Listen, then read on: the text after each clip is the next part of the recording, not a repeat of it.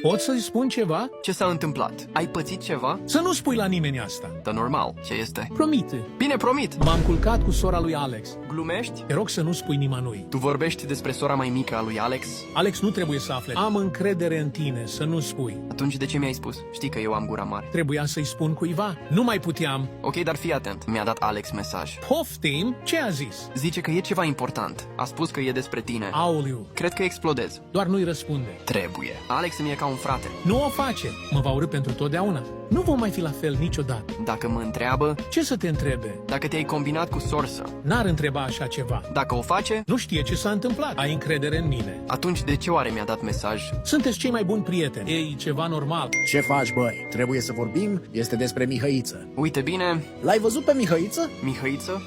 Nici nu știu cine e. N-am auzit de el. Poftim! Se comportă ciudat în ultimul timp. Cred că știu ce s-a întâmplat, dar trebuie să te întreb și pe tine. Ești prietenul meu cel mai bun. Ai dreptate. Păi, Am dormit cu sora lui Mihăiță. nu se poate. Ați înnebunit. Scuze, frate. Cum adică ați înnebunit? A nimic, e doar incredibil. Crezi că el știe? N-am idee, cel mai bine ar trebui să vorbiți între voi. Ați putea înțelege... Copile, trebuie să-ți zic ceva. Nu, cu cine ai dormit și tu? Mama lui Mihăiță? Mama lui Alex? Gata!